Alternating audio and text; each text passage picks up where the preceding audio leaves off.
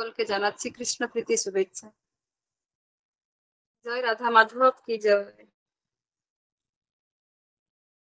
জয় রাধা মাধব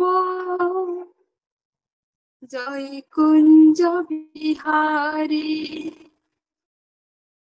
জয় রাধা মাধব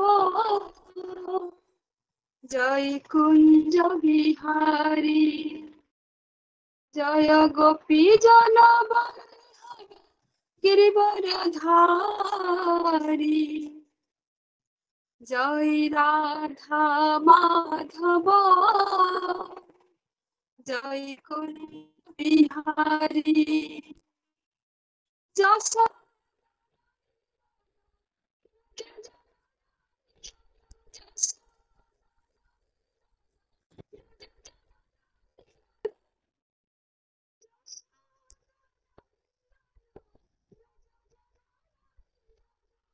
যমুনা তীরে,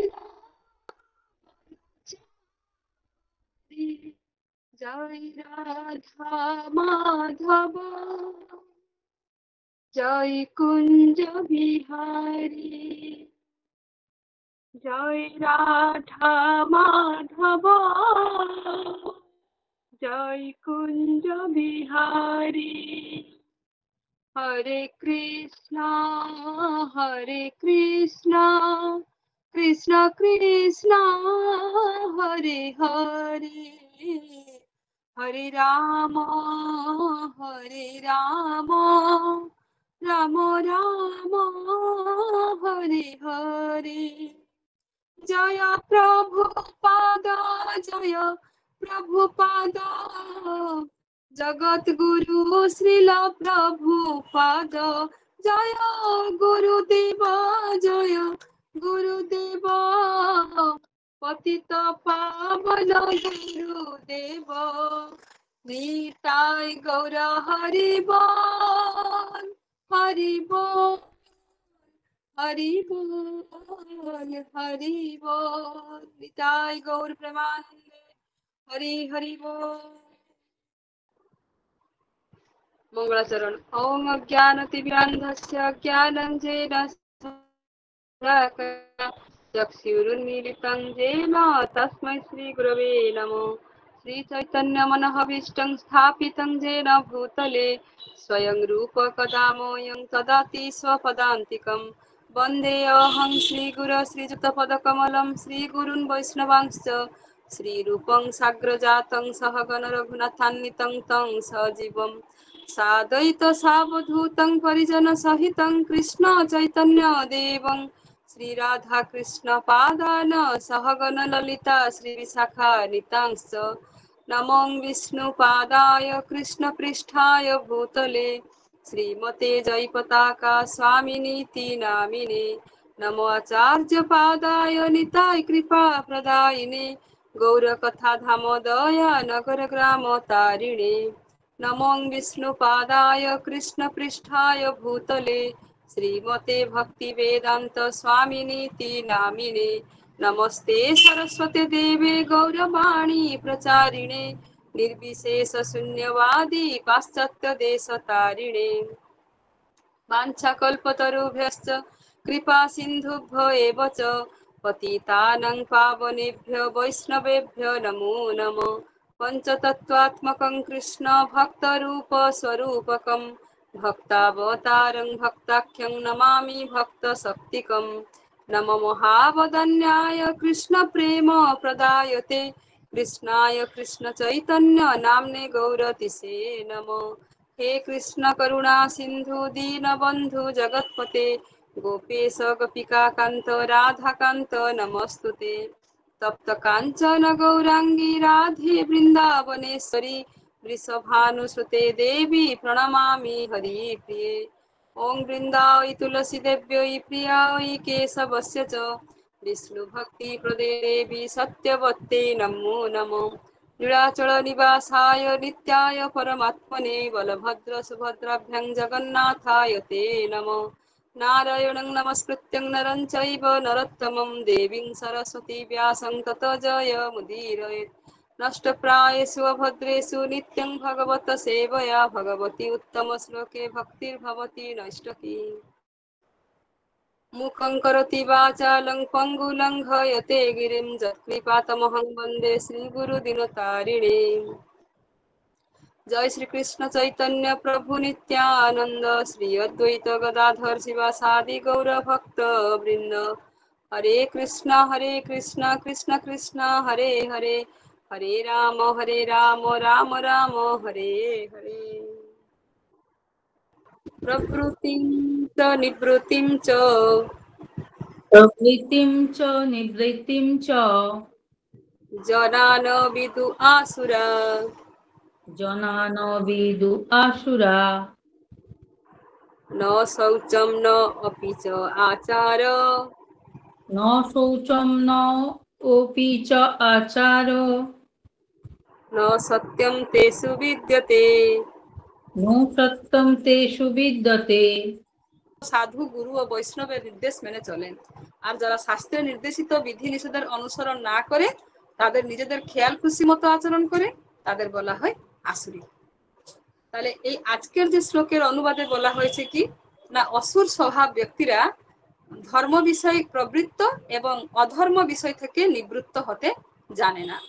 তাদের মধ্যে শৌচ, সদাচার ও সত্যতা বিদ্যমান নেই। অর্থাৎ অসুর স্বভাব ব্যক্তিরা ধর্ম বিষয় প্রবৃত্ত হন না, তারা শাস্ত্রের নিয়ম মেনে চলে না, খেয়াল খুশি মতো চলে। এই কলিযুগের অধিকাংশ মানুষ এখন আমরা দেখি যেটা, এই যে এখনকার আধুনিক যুগের যে মানুষ নিজের খেয়াল খুশি মতো চলে, যখন খুশি ঘুমোতে যায়, যখন খুশি ঘুম থেকে ওঠে। হ্যাঁ, শাস্ত্রে কিন্তু বলা হয়েছে কি যে সূর্য ওঠার 1 ঘন্টা 36 মিনিট পূর্বে শয্যা ত্যাগ করা উচিত এবং স্নান সেরে ভগবানের সম্মুখে গিয়ে মঙ্গল আরতি করা উচিত। তাহলে এটা শাস্ত্র বলেছে। কিন্তু এই আধুনিক যুগের যে মানুষরা তারা আসরিক মনোভাবের জন্য তারা ভগবানের কথা মানতে চায় না, শাস্ত্রের কথা মানতে চায় না, গুরুজনদের কথা মানতে চায় না, কারোর কথাই তারা মানতে চায় না, তারা নিজের খেয়াল খুশি মতন চলে। হুম তারা কি করে বিছানায় মানে সূর্য ওঠার 3-4 ঘন্টা পরে ওঠে, ঘুমোতে যায় রাত্রি 3টে সময় ঘুমোতে যায়, আবার সূর্য ওঠার 3-4 ঘন্টা পরে শয্যা ত্যাগ করে। হ্যাঁ, শয্যা ত্যাগ করে, না স্নান করে, না ঠিকভাবে শৌচ হয়। হ্যাঁ, সেই বিছানায় বসে বসে চা খায়। মানে আজকালকার আধুনিক স্টাইল যেটা হয়েছে এখনকার মানুষদের, তো তাদের কি করে মঙ্গল হতে পারবে, সেই পরিবারে কি করে মঙ্গল হতে পারবে, সেই পরিবারে মা পিতা মাতা সন্তানদের মধ্যে কিভাবে একটা সুন্দর জীবনযাপন হতে পারবে? হতেই পারবে না কখন। তাহলে এই আধুনিক যুগে আসরিক স্বভাব মানুষদের যে শৌচ, সদাচার, সত্যতা বিদ্যমান নেই। তো তাদের শৌচ উপরে এবং ভিতরে সবকিছুতে তারা সুচিতা রাখে না। হ্যাঁ, অন্তরটা যেমন মিথ্যা, অহংকার, গর্ব সবকিছুতে পরিপূর্ণ থাকে, আবার বাইরেও তারা কি করে, বাইরেও তারা ঠিকভাবে সুচিতা রাখে না। স্নান করে যে রন্ধন করতে হবে সেটাও তারা জানে না, তারা করে না, তা ইচ্ছা খুশি মতন থাকে।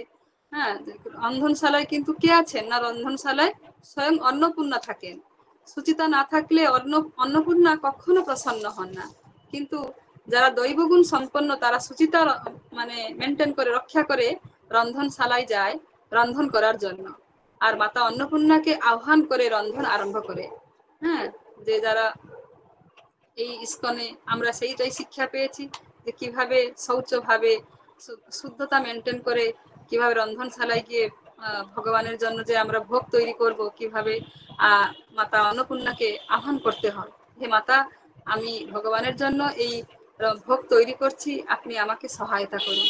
তাহলেই তখনই অন্নপূর্ণা আমাদেরকে অবশ্যই সহায়তা করবেন এবং সেই রন্ধন যে হয় ভগবানের জন্য তার টেস্ট অনেক সুন্দর হয়ে যায়। হ্যাঁ, কিন্তু যারা আসরিক মনোভাব সম্পন্ন ব্যক্তিরা তারা কি করে, তারা যা খুশি তাই পেরে রান্না করে খায়। এখন তো রান্নাই করে না, ওরা অর্ডার দিয়ে দেয়। এখন তো সবকিছু অ্যাভেলেবল, বাইরে তো হোটেল রেস্টুরেন্ট সমস্ত কিছু অ্যাভেলেবল, আবার এখন তো ঘরে বসে বসে অর্ডার করলে সবকিছু ঘরেই পৌঁছে যাচ্ছে। হ্যাঁ, তো তাতে তাদের কোনো রান্নাও করতে লাগে না। তারপর তাহলে আমরা জানলাম কি শৌচ।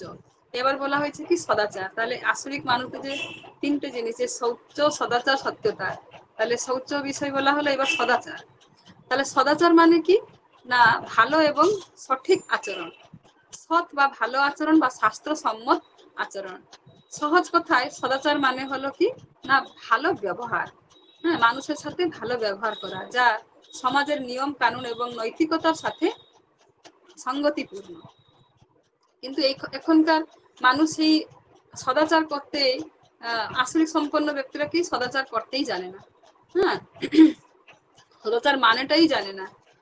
তাহলে সদাচার মানে কি সেটাই আমরা এখন একটু জানবো, যে অন্যের প্রতি শ্রদ্ধাশীল হওয়া এবং তাদের সাথে ভালো ব্যবহার করা, হ্যাঁ, এবং নিজের পরিবারের প্রতি যত্নশীল হওয়া এবং তাদের সাথে ভালো সম্পর্ক বজায় রাখা, সমাজের নিয়ম কানুন মেনে চলা এবং সকলের সাথে শান্তিপূর্ণভাবে বসবাস করা, নৈতিক এবং ধর্মীয় মূল্যবোধের প্রতি শ্রদ্ধাশীল হওয়া এবং সেই অনুযায়ী জীবনযাপন করা, হিংসা বিদ্বেষ লোভ ইত্যাদি, হ্যাঁ, নেতিবাচক অনুভূতি থেকে নিজেকে মুক্ত রাখা।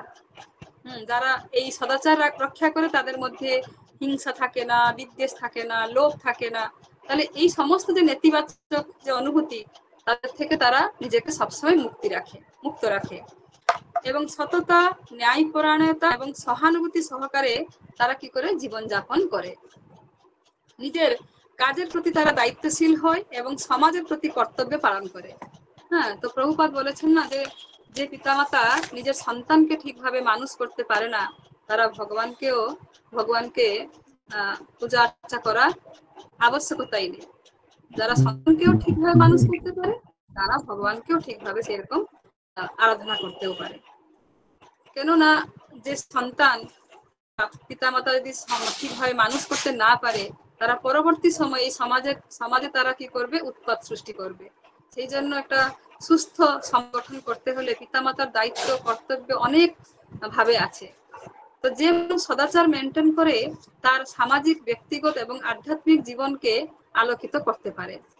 কিন্তু আসরিক স্বভাব মানুষ কি করে না সদাচার মেনটেন করে না, তার ফলে পরিবারে শান্তি থাকে না, সমাজেও শান্তি বজায় রাখে না, আর আধ্যাত্মিক জীবন তো তারা ভগবানকে মানেই না। হ্যাঁ, সেই জন্য নবম অধ্যায়ের 11 নম্বর শ্লোকে বলা হয়েছে অবজানন্তি মাং মুড়া মানুষিং তনুমাশ্রিতম পরং ভাব মজাত মম ভূত মহেশ্বরম। তাহলে এই যে মূঢ় ব্যক্তিরা ভগবানকে একজন খালি শুধু শক্তিশালী একটা মানুষ বলে মনে করে, কিন্তু তারা এই যে পরম ভাব মানে ভগবান যে মহেশ্বর, হ্যাঁ, মানে সর্বশ্রেষ্ঠ, সেটাই কিন্তু তারা মানতেই চায় না।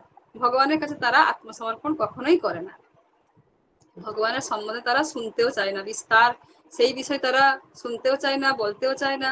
আর শ্রীকৃষ্ণের কথা বললে তো তারা প্রচন্ড রেগে যায়, যে কৃষ্ণ কথা তো ওরা শুনতেই চায় না। এইবার সত্যতা। তাহলে আসরিক মনোভাবাপন্ন ব্যক্তিরা সততা থেকে অনেক দূরে থাকে। সততা শব্দের অর্থ হলো কি সত্যবাদী হওয়া বা সত্য কথা বলা, নিজের কাজের ক্ষেত্রে সৎ থাকা, অন্যের প্রতি শ্রদ্ধাশীল হওয়া এবং মিথ্যার আশ্রয় না নেওয়া। একজন সৎ ব্যক্তি সমাজের কাছে বিশ্বাসযোগ্য হন এবং তার উপর আস্থা রাখা যায়। তাহলে সৎ ব্যক্তি যে, হ্যাঁ, তার সমাজের কাছে তারা সবসময় কি হয় না বিশ্বাসযোগ্য, হ্যাঁ, লোকে তাকে বিশ্বাস যে হ্যাঁ এই মানুষকে আমি এই কথাটা বললে তিনি কথাটা রাখবেন, বা এই যে কোনো একটা সমস্যায় পড়লে সেই লোকের কাছে গেলে সে কি করবেন সেই সমস্যার সমাধান করে দেবেন। হ্যাঁ, কিন্তু যারা আসরিক শক্তি, যারা মিথ্যার আশ্রয় করে জীবনটাকে অতিবাহিত করে, হ্যাঁ, অন্যকে ঠকিয়ে তারা কিভাবে টাকা ইনকাম করতে হবে সেটাই তারা খুব ভালোভাবে জানে। তাহলে অসুর স্বভাব মানুষের এই যে শৌচ সদাচার এবং সত্যতা তিনটেই তাহলে বিদ্যমান নেই। তাহলে এখান থেকে আমরা জানতে পারলাম। এইবার প্রভুপাদের স্পষ্ট তাৎপর্য যে এখানে প্রাঞ্জল তাৎপর্য যে আছে সেইখান থেকে আমরা এইবার একটু জানবো যে প্রতিটি সভ্য মানব সমাজে কতকগুলি শাস্ত্রীয় নিয়ম কানুন আছে, হ্যাঁ, যেগুলি প্রথম থেকেই মেনে চলা হয়, বিশেষ করে আর্যদের, যারা বৈদিক সভ্যতাকে গ্রহণ করেছে এবং যারা সভ্য মানুষদের মধ্যে সবচেয়ে উন্নত বলে অভিহিত। তাহলে আর্যরা হচ্ছে কি সভ্য মানুষদের মধ্যে সবচেয়ে উন্নত। এবং বৈদিক সভ্যতা বলতে প্রাচীন ভারতের একটি যুগকে বোঝায় যা বৈদিক সাহিত্য দ্বারা চিহ্নিত। এই যুগে বেদের রচনা কালটা ধরা হয় এবং এই সময়কালে আর্যরা উত্তর ভারতীয় উপমহাদেশ থেকে উপমহাদেশে বসবাস করত এবং তাদের সংস্কৃতি এবং জীবনধারা বৈদিক সাহিত্য দ্বারা প্রভাবিত ছিল। তাহলে এই যে বৈদিক সভ্যতা মূলত দুটি ভাগে বিভক্ত ছিল। প্রারম্ভিক বৈদিক যুগ, এই সময় কি হতো না ঋগ্বেদ রচিত হয়েছিল এবং সমাজে ছিল পশুপালক কেন্দ্রিক। তাহলে তখনই এই সময় ঋগ্বেদটা রচিত হয়েছিল প্রারম্ভিক বৈদিক যুগে। এবং পরবর্তী বৈদিক যুগ, এই সময়ে অন্যান্য বেদ সামবেদ, যজুর্বেদ, অথর্ববেদ এবং উপনিষদ রচিত হয়েছিল। সমাজ কৃষি নির্ভর হয়ে ওঠে এবং জাতিভেদ প্রথা ধীরে ধীরে শক্তিশালী হয়ে ওঠে এবং বৈদিক সভ্যতা ভারতীয় সংস্কৃতির ভিত্তি স্থাপন করেছিল এবং ধর্ম, দর্শন, সাহিত্য ও জীবনযাত্রার প্রভাব আজও ভারতীয় সমাজে বিদ্যমান। সনাতন ধর্ম এইখান থেকেই এসেছে। তো এই বৈদিক সভ্যতার নির্মাতা হিসেবে আর্যদের, তাহলে এই আর্যরা যারা হচ্ছেন এই বৈদিক সভ্যতার নির্মাতা, যারা সম্ভবত মধ্য এশিয়া থেকে ভারতে এসেছিল। বৈদিক শব্দের তাহলে অর্থ হচ্ছে কি বেদের সাথে সম্পর্কিত বা বেদ সংক্রান্ত। তাহলে এইখান থেকে বোঝা যাচ্ছে আর্য বা সভ্য মানুষদের মধ্যে সবচেয়ে উন্নত, তাদের মধ্যে যারা শাস্ত্রের নির্দেশ মানে না তাদের অসুর বলে গণ্য করা হতো। তাহলে এই যে শাস্ত্র, এই যে আমরা দেখলাম যে চারটে বেদ, ঋগ্বেদ, সামবেদ, যজুর্বেদ, অথর্ববেদ, এই যে বেদগুলো যারা মানতো না তারা হচ্ছে আসরিক শক্তি সম্পন্ন।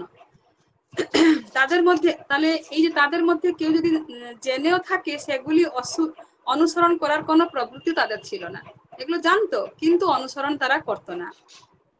ধর্মে তাদের কোনো বিশ্বাসই ছিল না আর বেদের নির্দেশ অনুসারে আচরণ করার কোনো ইচ্ছা তাদের ছিল না। এই যে বেদ যে তৈরি হয়েছিল, এই যে ঋগ্বেদ, সামবেদ, যজুর্বেদ, অথর্ববেদ, এগুলো তৈরি হয়েছে কেন? যে মানুষ শৃঙ্খলিত ভাবে জীবনযাপন করবে। কিন্তু তারা যারা আসরিক সম্পন্ন ব্যক্তি তারা কি করতো? এগুলো সব কিছুই মানতো না। হ্যাঁ, অসুরেরা তাহলে অন্তরে বাইরে কখনোই শুদ্ধ নয়। তারা দাঁত মেজে, স্নান করে, কাপড় পরিবর্তন করে ইত্যাদি শৌচ পন্থায় দেহকে যে পরিষ্কার রাখার জন্য সর্বদাই যত্নশীল হওয়া উচিত, সেইটাই তারা কখনোই করে না। অন্তরের পরিচ্ছন্নতার জন্য তাহলে কি করবে না সর্বদা ভগবানের পবিত্র নাম স্মরণ করতে হবে। সেই হরে কৃষ্ণ কৃষ্ণ কৃষ্ণ হরে হরে, হরে রাম রাম রাম হরে হরে। তাহলে এই যে মহামন্ত্র কীর্তন করা সবসময় উচিত। তাহলে বাইরে আর অন্তরের পরিচ্ছন্নতার এই সমস্ত নিয়মগুলি অনুসরণ করার কোনো প্রবৃত্তি এই অসুরদের কিন্তু থাকেই না। মানুষের আচরণ যথাভাবে পরিচালিত করার জন্য অনেক নিয়ম বিধান আছে, যেমন মনুসংহিতা। মনুসংহিতা আছে মনুষ্য জাতির আইন শাস্ত্র। এমনকি আজও পর্যন্ত হিন্দুরা মনুসংহিতা অনুসরণ করে। তাহলে এই যে মনুসংহিতাটা কি না, মনুসংহিতা হলো হিন্দু ধর্মের একটি গুরুত্বপূর্ণ ধর্মগ্রন্থ, একটি শ্রুতি গ্রন্থ নামেও পরিচিত এবং এতে ধর্ম, আইন, রীতিনীতি সম্পর্কিত বিভিন্ন নিয়ম ও নির্দেশাবলী লিপিবদ্ধ আছে। এটি বৈদিক ট্র্যাডিশনের একটি অংশ এবং সনাতন ধর্মাবলম্বীদের জন্য একটি গুরুত্বপূর্ণ ধর্মীয় এবং সামাজিক নির্দেশিকা হিসাবে বিবেচিত এই মনুসংহিতা। তাহলে মনুসংজ্ঞা মূলত প্রাচীন ভারতের সামাজিক কাঠামো, এই যে বর্ণ প্রথা, বিবাহ, দায়িত্ব, আইন এবং ধর্মীয় আচার অনুষ্ঠান সহ বিভিন্ন বিষয়ে আলোচনা করে। তাহলে এই মনুসংহিতাতে সবকিছু এগুলো আছে। এতে 12টি অধ্যায় আছে এবং 2683টি শ্লোক রয়েছে এই মনুসংহিতাতে। তাহলে প্রথমে জানবো যে ধর্ম আর আইন। তাহলে মনুসংহিতায় ধর্মীয় এবং সামাজিক নিয়ম কানুন যেমন সদাচার, কর্তব্য, বিবাহ, শ্রাদ্ধ, দান ইত্যাদি সম্পর্কে বিস্তারিত আলোচনা করা হয়েছে। তাহলে এই ধর্ম আর আইন যে গ্রন্থটা, তার মধ্যেই মনুসংহিতায় যে ধর্মীয় এবং সামাজিক নিয়ম কানুন, যেরকম সদাচার, কর্তব্য, বিবাহ, এইসব যে শ্রাদ্ধ, এগুলো কেন কিভাবে করতে হবে, এই সব কিছু তার মধ্যে লিপিবদ্ধ হয়ে আছে। এবার বর্ণ প্রথা। এখানে 4টি বর্ণ আমরা তো সবসময় জানি যে ব্রাহ্মণ, ক্ষত্রিয়, বৈশ্য, শূদ্র, এবং তাদের নিজ নিজ কর্তব্য এবং অধিকার সম্পর্কে বর্ণনা করা হয়েছে। তারপরে আছে কি না রাষ্ট্র আর রাজার কর্তব্য। মনু সংহিতায় এক আদর্শ রাষ্ট্রের বৈশিষ্ট্য, রাজার কর্তব্য এবং ন্যায় বিচার ও প্রজারক্ষা সম্পর্কে আলোচনা করা হয়েছে। এবার আছে আচার অনুষ্ঠান। এতে বিভিন্ন ধর্মীয় আচার অনুষ্ঠান যেমন উপাসনা, তীর্থযাত্রা, ব্রত, নিয়ম ইত্যাদি সম্পর্কে বর্ণনা করা হয়েছে। এবার লাস্টে আছে কি না জীবনযাত্রা। মনুসংহিতায় মানুষের জীবনযাত্রার বিভিন্ন দিক যেমন শিক্ষা, কর্ম, সম্পদ, পরিবার ইত্যাদি সম্পর্কে নির্দেশনা দেওয়া হয়েছে। তাহলে একটা সমাজে থাকতে হলে, একটা সুশৃঙ্খলিত ভাবে থাকতে হলে কি কি মানতে হবে, হ্যাঁ, ধর্ম, আইন, বর্ণ প্রথা, রাষ্ট্র, রাজার কর্তব্য, আচার অনুষ্ঠান, জীবনযাত্রা সমস্ত কিছু এই মনুসংহিতায় নির্দেশনা দেওয়া হয়েছে। তাহলে এই মনু তিনি কে ছিলেন? আমরা তো সবাই জানি যে তিনি ছিলেন প্রথম মানব এবং 14 জন মনুর মধ্যে প্রথম তাকে স্বয়ম্ভু মনু বলা হয়, যার অর্থ স্বয়ংক্রিয়ভাবে সৃষ্ট পুরুষ। তিনি ছিলেন ব্রহ্মার মানস পুত্র। তাহলে তিনি হচ্ছেন প্রথম মানব। এবং শতরূপা তিনি কে ছিলেন? না ব্রহ্মার দ্বারা সৃষ্ট প্রথম নারী। হ্যাঁ, তাকে শতরূপা বলা হয়, যার অর্থ যিনি 100টা রূপ ধারণ করতে পারতেন। শতরূপার তাহলে 100টা রূপ এবং গুণ ছিল সেরকম। হ্যাঁ, তাহলে মনু ও শতরূপা কি বিবাহ বন্ধনে আবদ্ধ হন এবং তাদের থেকেই এই মানব জাতির সৃষ্টি হয়। তাদের 5টি সন্তান ছিল, 2টি পুত্র, তার নাম কি না প্রিয়ব্রত আর উত্তানপাদ, এবং 3টি কন্যা ছিলেন, তা আকুতি, দেবাহুতি আর প্রসূতি। তাহলে হিন্দু বিশ্বাস বা সনাতন ধর্ম অনুযায়ী বর্তমান যে মনু তিনি হচ্ছেন কে না বৈবস্বত মনু, যিনি বর্তমান কল্পের 7ম মনু।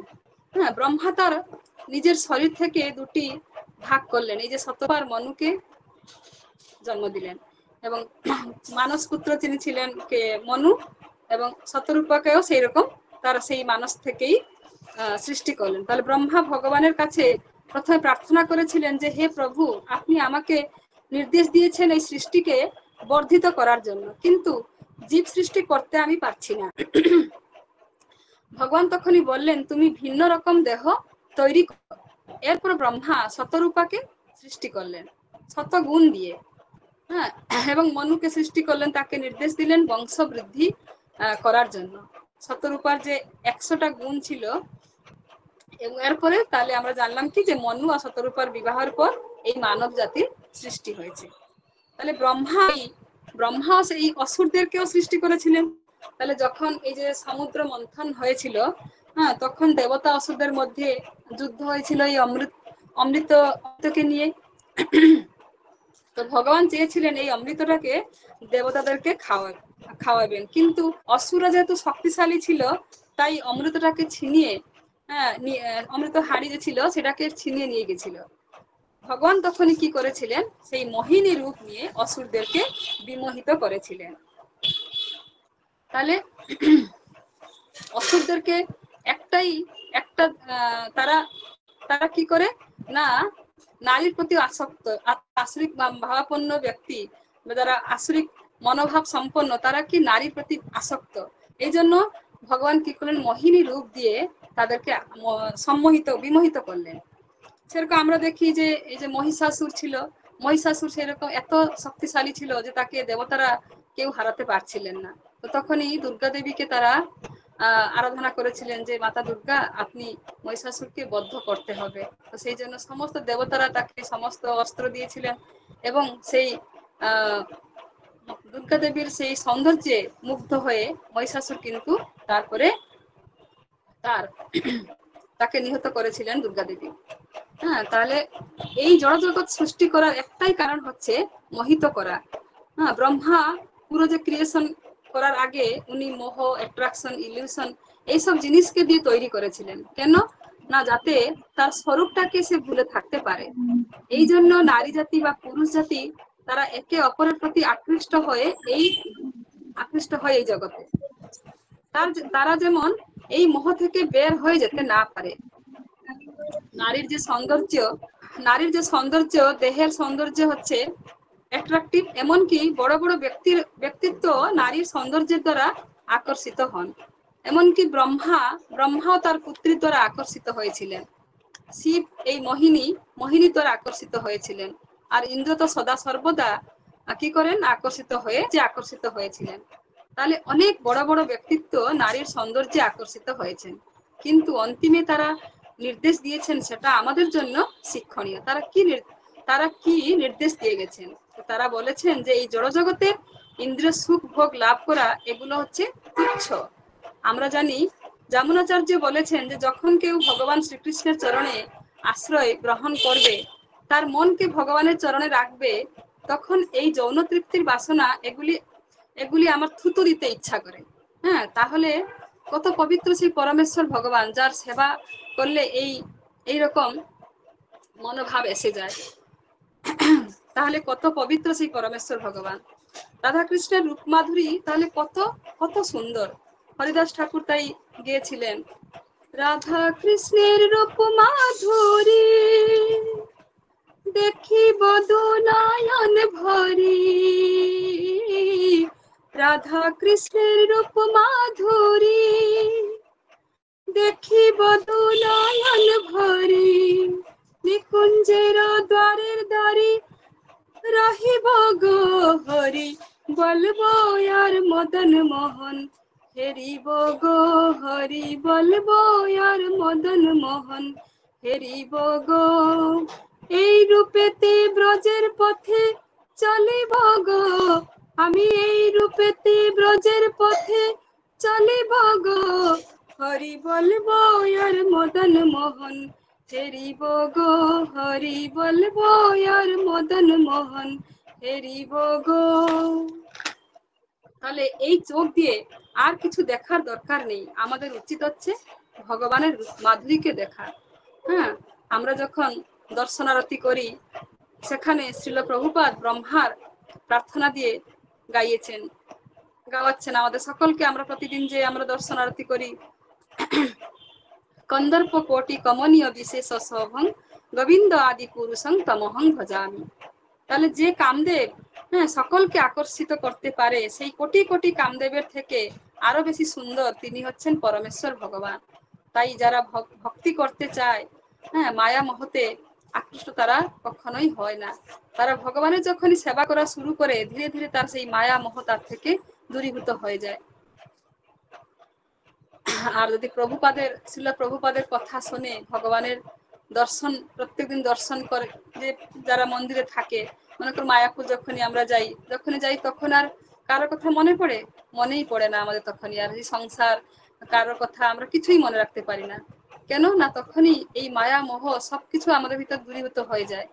আবার যখনই ফিরে আসি বাড়িতে, আবার সেই মায়া মোহতে আমরা জড়িত হয়ে যাচ্ছি। হ্যাঁ, তো প্রত্যেক দিন আমাদেরকে সেই জন্য প্রভুপাদ শিক্ষা দিচ্ছেন যে প্রত্যেক দিন মঙ্গল আরতি করো, দর্শন আরতি করো, সন্ধ্যা আরতি করো, হ্যাঁ, এই গৌর আরতি, তুলসী আরতি, নৃসিংহ আরতি, এগুলো কেন করি আমরা? এগুলো করতে করতে আমাদের ভিতরে সঞ্চিত যে এতে কাম বাসনা সবকিছু ধীরে ধীরে অপসারিত হবে।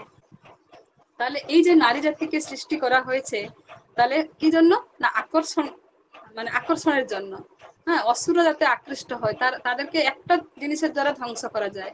হ্যাঁ, তারা যখনই নারীর প্রতি আকৃষ্ট হয়ে যায়, তাদেরকে তখনই ধ্বংস করা যায়। অসুরদের কিছু লাগবে না, তাদেরকে যে কোনো এই নারী মূর্তি দ্বারা যদি আকর্ষিত করা যায়, তাহলে তাদেরকে ধ্বংস করা যায়। যেরকম রাবণ সীতা মাতাকে হরণ করে নিয়েছিল, হ্যাঁ, তখনই বিভীষণ বারণ করেছিলেন যে তুমি পরস্ত্রীকে তুমি হরণ করবে না, বারণ করেছে। তাতে কি করেছিল না, রাবণ বিভীষণকে লঙ্কা থেকে তাড়িয়ে দিয়েছিল। হ্যাঁ, কিন্তু তখনই বিভীষণ বলেছিলেন যে এই যে তুমি পরস্ত্রী হরণ করছো, এর ফলে কিন্তু এই যে স্বর্ণ লঙ্কা তুমি বানিয়েছো, এই স্বর্ণ লঙ্কা কিন্তু একদিন না একদিন ধ্বংস হয়ে যাবে। আর সেইটাই সত্যি হয়েছিল। হ্যাঁ, দ্রৌপদীর বস্ত্র হরণ করেছিল দুঃশাসন। হ্যাঁ, তো তারা কিন্তু কারোর কথা শোনেনি। হ্যাঁ, তখনই তাদেরও সেই রকম ধ্বংস হয়ে গেছিল।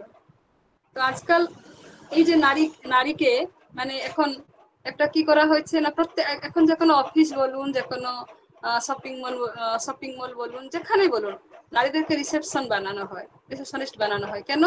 তাদের কথার মাধুর্যতে বা রূপের মাধুর্যতে আকৃষ্ট হয়ে মানুষ যেন সেখানে আসে।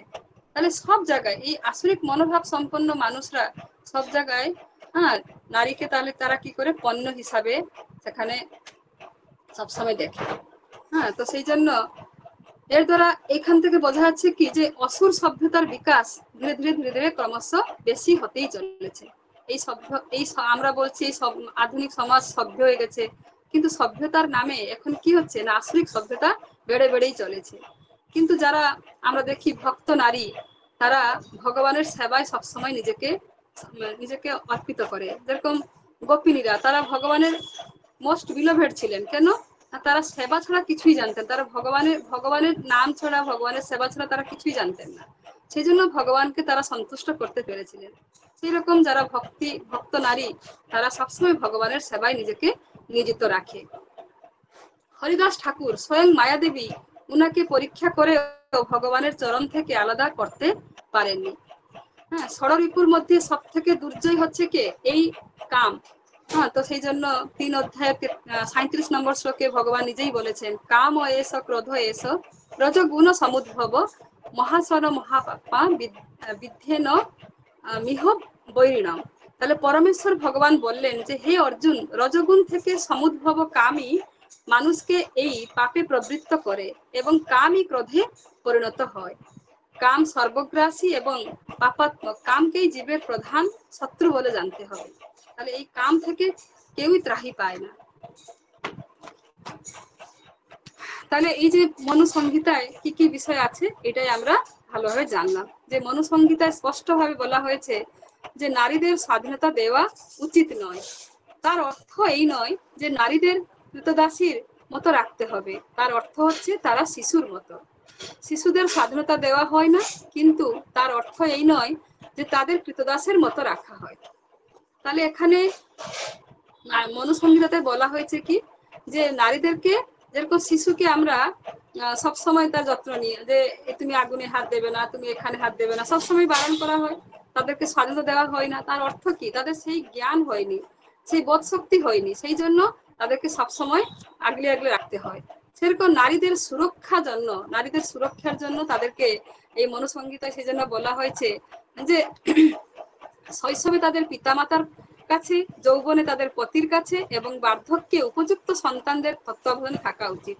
তাহলে নারীরা সুরক্ষিত থাকবেন। মনুসংহিতার নির্দেশ অনুসারে এইটি হচ্ছে যথার্থ সামাজিক আচরণ। তাহলে সামাজিক আচরণের মধ্যে এটাই পড়ছে। কিন্তু আধুনিক শিক্ষা ব্যবস্থা কৃত্রিমভাবে নারী জীবনের ধারণাকে গর্ভস্ফীত করার উপায় উদ্ভাবন করছে। তাহলে আজকাল তো নারী আর পুরুষ সবকিছুতে সমান, পড়াশোনা ক্ষেত্রে শুরু করে সমস্ত কিছুতে নারী এখন পুরুষের সমান হয়ে গেছে। এখন নারীরা পাইলটও হয়ে গেছে, নারীরা এখন ট্রেন চালাতে পারছে, ড্রাইভার হয়ে গেছে, ট্রেনের ড্রাইভার। তাহলে কত কত দায়িত্ব তারা নিতে পারছে। তো সেই রকম দায়িত্ববান যারা নারী, তাদেরকেই সেই রকম দায়িত্ব দেওয়া হয়েছে। কিন্তু কিছু কিছু নারীদের জন্যই এই সমাজ আজকে বিশৃঙ্খলা বেড়েই চলেছে। তারা যে স্বাধীনতা পেয়েছে, সেই স্বাধীনতার অপব্যবহার করে ফেলছে। আমি একজন নারী, তারপরেও আমি বলছি যে এই নারীদের জন্যই এই সমাজ কিন্তু ধীরে ধীরে ধ্বংসের দিকে চলেছে। কেন? তারা তাদের কোনো পোশাক আশাক তারা ঠিকভাবে পরে না, তারা এমন ভাবে খারাপ ড্রেস পরে, যার ফলে কি হয় না পুরুষরা তার প্রতি আকৃষ্ট হয়ে যায়। তো এই জন্য নারীদের কতটা সংযত হওয়া উচিত, নারীদের কতটাই যে একজন বলা হয় না নারীর গুণে একটা সংসার সুন্দর হয়।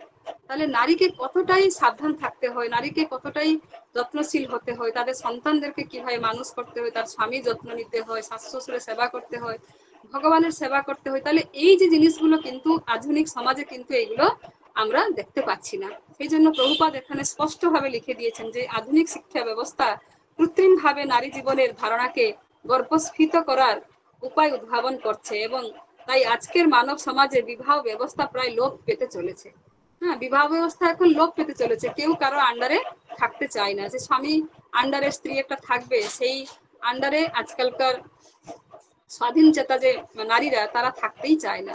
তারা এখন আবার কি হয়েছে নতুন না, লিভিং রিলেশনশিপ, মানে এইগুলো, মানে যে পাশ্চাত্য সভ্যতা এখন আমাদের ভারতবর্ষে ধীরে ধীরে এগুলো প্রবেশ করে গেছে, যার ফলে সমাজ ব্যবস্থা কতটাই নিচুতে নেমে গেছে। হ্যাঁ, তো সেই জন্য কতটাই যত্নবান হওয়া উচিত, সেই জন্য প্রভুপাদ এখানে আমাদেরকে সবসময় সতর্ক করছেন যে মানে লজ্জা হচ্ছে কি নারীর ভূষণ। হ্যাঁ, যে শাড়ি শাখা পরে কি মানুষকে সুন্দর দেখা যায় না? কত সুন্দর লাগে একটা নারী যখন শাড়ি শাখা পরে সুন্দর কত দেখা যায়। মায়াপুরে আমরা যখনই যাই কত সুন্দর তারা শাড়ি পরে, বিদেশিনীরা তারা আমাদের সংস্কার সংস্কৃতিকে মেনে নিয়েছে। কত সুন্দর তারা শাড়ি শাখা পরে, কত সুন্দর লাগে দেখতে ওদেরকে। হ্যাঁ, আর সেইখানে আর আমাদের ভারতবর্ষের নারীরা এখন কি করছে, জিন্স টি শার্ট পরে, আরো বাজে বাজে ড্রেস পরে তারা কি করে না অন্য পুরুষদেরকে আকর্ষণ করে, এবং তার শিকার কে হয়ে যায় না, যারা নিরীহ নারীরা তারা কিন্তু শিকার হয়ে যাচ্ছে। ছোট ছোট বাচ্চারা তারা কিন্তু শিকার হয়ে যাচ্ছে। তারা আজকে যে লাঞ্ছিত হয়ে যাচ্ছে, তাদের ধর্ষণ করা হচ্ছে, তাদেরকে অ্যাসিড অ্যাসিড ফেলে বা পেট্রোল দিয়ে তাদেরকে পুড়ে মারিয়ে মেরে ফেলা হচ্ছে। তার মানে কত কত কত যে অন্যায় আচরণ হচ্ছে এখনকার এই যুগে, সে আর বলার মতোই নয়। তো সেই জন্য প্রভুপাদ আমাদেরকে সাবধান করছেন যে নারীরা কিভাবে সুরক্ষিত হবে।